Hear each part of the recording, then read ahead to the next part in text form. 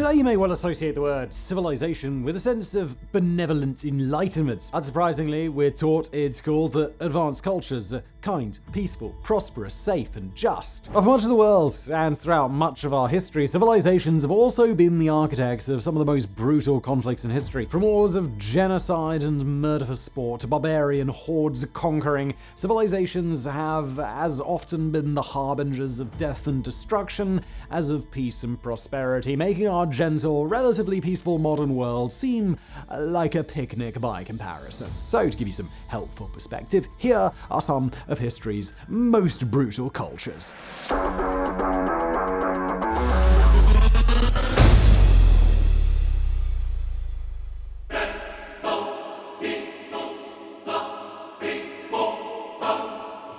Let's get this out of the way at the beginning. 300 was a movie where the ancient Spartans traveled in their battle dress without camp followers, supplies, tents, or horses for unknown reasons. We know this makes them cooler, but it does not make it realistic. Here's the thing. The real-life Spartans, aside from probably not having Scottish accents, were also anything but cool. They were barbaric, fascistic, genocidal, slavery-loving murderers with a penchant for child sexual abuse. There will probably never be another civilization quite so horrifying and militaristic ever again, and that's a good thing. Known as being the early traditional rival of the city-state of Athens, Sparta evolved from a Greek settlement on the Eurasia River in Laconia around 900 BC. Over the next 7th century, Sparta became one of the most feared military powers in the world, while Athens spread the concepts of democracy, literature, enlightenment, science, and technology across the ancient world. Where the Spartans went, only death followed. It was a culture that worshipped death, a military dictatorship whose very foundations were in the perpetual practice of a state of war. Spartan society was divided into a rigid caste system, designed to emphasize military preparedness over all else. These castes consisted of the Spartanites, full citizens of Sparta who were always members of the military, Mothakes and Perioikoi, free Spartans or non-Spartans who were not full citizens and carried out all the non-military business of Sparta, and Helots, state-owned slaves who were the chattel of the Spartiates. Helots formed the majority of the Spartan population, and this huge class of chattel slaves was one of the reasons Sparta became such an authoritarian state. Violence was a constant fact of life, and one Helots were not likely to forget for a moment.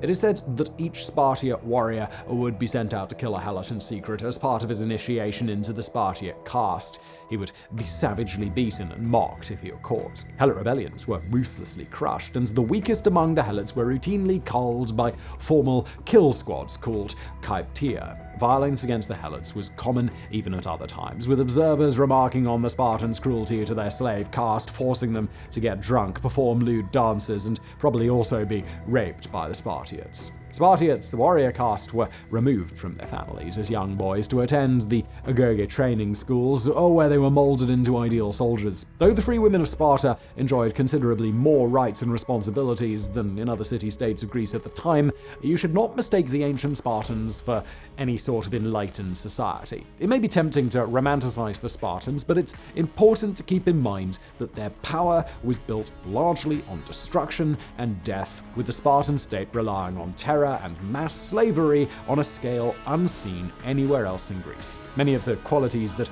earned them the admiration of later historians and writers ignore the uncomfortable truth that they were a brutal and evil society. The truth about Sparta's women, for example, was that they had more of a role in society because so many of the men died in wars or devoted their lives to military training, leaving many local jobs to be filled by women. Spartan women were allowed to inherit and own property, often because there were no remaining male heirs. Because Spartan men were not even permitted to live with their spouses until they had finished military service at the age of 30, there was often a shortage of eligible men, leading to an inevitable decline in Sparta's population and economic vibrancy. The state's over-reliance on a slave workforce meant that its economy was inflexible, and the state was prone to inner rebellions. Though Sparta was absorbed into the Achaean League, a sort of Greek union in the 2nd century AD, it retained most of its political independence for centuries and even became something of an early tourist attraction for citizens of the Roman Empire who gawked at the traditionalist Spartans and their antiquarian warrior culture.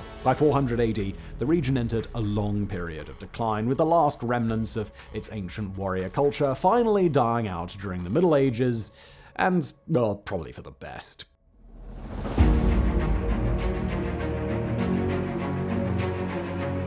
In almost every way, the Mongol Empire is entirely different from ancient Sparta, yet it too was among history's most brutal cultures. At its height, the Mongol Empire spanned Eurasia from modern-day Japan in the Pacific across all of China and much of modern-day Russia to Ukraine, Turkey, and the Mediterranean Sea in the west. It was the largest land empire in world history, covering 33 million square kilometers, that's 12 million square miles, with a population of about 100 million people, and it united the economies of the Far East and Europe for the first time since the fall of the Roman Empire. The empire's era of enhanced trade from east to west would bring the world many new innovations that combined the products of these regions. Items like gold brocade or blue and white porcelain first appeared during this time. Lest this should all begin to sound not so bad, it does help to keep in mind that there would have been a lot more people around to enjoy these new inventions, but by the time the Mongol Empire reached its height, it had murdered about 20% of the world's population. The Mongols were an absolutely savage culture, steeped in the blood of hundreds of kingdoms and cultures, crushed by the onslaught of the famous Mongol hordes who rode out of Central Asia to conquer most of the known world in a space of a century. Temujin Genghis Khan, who named himself Emperor of the Mongols in 1206 AD, spent his entire life conquering. Temujin stands in rare company with such figures as Joseph Stalin, Pol Pot, and Adolf Hitler as mass murderers on a scale that the world has thankfully rarely seen. It's believed that his empire killed as many as 40 million people during his lifetime alone. Genghis Khan was not the likeliest person to rule over the greatest land empire ever forged. He was born into a relatively humble ruling family of a pastoral nomadic society whose tribes often fought each other. But as it turns out, he was also born in the proverbial perfect moment from which to launch one of history's most unlikely conquests. As the Liao dynasty in China and the Byzantine Empire in Europe was declining in the late Middle Ages, Khan was busy uniting the nomadic peoples of West Asia into one vast conquering army. With little organized resistance, the Mongols swept across the known world. By the time Genghis's children died, the empire was at its peak. The legacy of destruction does not end there. Khan and his empire are often partly credited with rekindling the European thirst for war and conquest. After the disastrous era of the Crusades, his conquests would lead within several centuries to a rekindling of European aggression that would kick off the age of colonialism. But how does a relatively small population of Mongols from the Asian steppe come to rule the world in only the space of about a century? Well, their strategy was simple, yet horrifyingly effective. The empire consisted largely of the army, or horde, which was composed of a mix of Mongolian warriors and members of the hundreds of conquered peoples over which they ruled. As the Khans conquered city after city and kingdom after kingdom, they absorbed able-bodied soldiers into the horde, while leaving behind a class of ruling bureaucrats who would administer the kingdom in the Khan's name. If a city did not submit to Mongol rule, the horde would surround it and lay siege in a process that sometimes took years. They would leave behind a large force to starve the city into compliance, or if that didn't work, they used catapults to fire their rotting smallpox-infected corpses of enemies into their cities in the hope that the population would die of disease. Any refugees who then remained in a conquered city would be used for target practice or as literal human shields in the next Mongol invasion, of which there was an endless supply. When a city complied with the Mongols, it would be largely spared from destruction, though it would be sacked. One of the reasons this system worked was that the Khan and his descendants allowed the pre-existing forms of government, language, and belief systems of conquered peoples to continue in place while absorbing the best minds and soldiers into his empire. The Mongols were then free to continue on their quest to unite the world under the wide-open Mongol sky. Thus, though they expanded at the edge of the sword, the Mongols ruled not by force, but by trade, extracting tribute from their conquered kingdoms, but exposing them also to the fruits of a new trans-Eurasian trade that brought many new inventions from east to west and vice versa. It's believed that the Mongols spread vodka from Iran to Russia to Korea and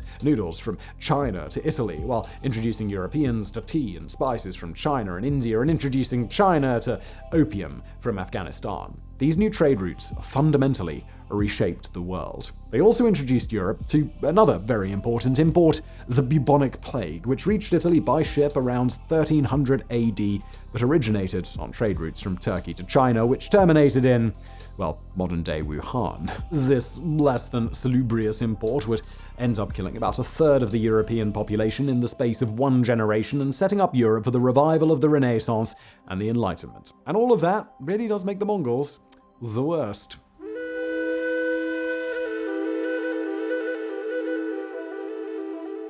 The old world had its share of brutal cultures, but we mustn't neglect the new one either, home to a particularly terrifying warrior culture of quasi-cannibal religious fanatics. The Aztec Empire was really an alliance of 3 states of Nahuatl-speaking peoples in the Valley of Mexico, formed in the early 15th century and ruled from the city of Tenochtitlan. The Aztecs believed that their pantheon of gods, under the supreme Ometeotl, the sun god, required strength to survive lest he fade away and usher in an age of darkness, ending humanity. And what better way to provide that strength than by human sacrifice? At its peak, it's believed that dozens to perhaps even thousands of sacrifices were made daily at the Great Pyramid of Tenochtitlan, with many scholars arguing that the ritual dismemberment played a dual role, providing much-needed protein to the diet of the city's elite class. The victims were typically sacrificed on an altar at the top of the Great Pyramid, where the ritual would begin with the removal of the victim's still beating heart,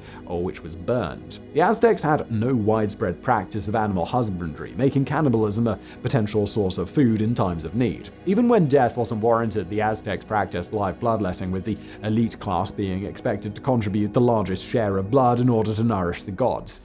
No wonder they were short on protein. On what we suppose they would have seen as the bright side, Aztec religion held that the victims of these sacrifices would get to an afterlife where they would fight to defeat darkness in the west and make the sun rise, after which they might be reincarnated as a hummingbird. So at least there's that. The Aztecs added flair to these seasonal rituals by also occasionally tossing newly married couples and possibly babies onto bonfires, because again, what better way to entertain your gods? In truth, this system of mass killing and ritualistic sacrifice served as both population control and state-sanctioned terror, which helped the militaristic empire maintain its control over most of central Mexico. What better way to do that than by ensuring the population that only death and the expansion of the empire was going to keep the sun from disappearing? Perhaps not coincidentally, the Aztec military practiced a doctrine of capturing rather than killing enemies. While some opponents may have been absorbed into the ranks of the Aztecs, it's as likely that most were killed and possibly eaten as well. By the time the Spanish conquistadors arrived in Mexico, enemies of the Aztecs, tired of being treated as human livestock for the sun god, happily aided Cortez and crew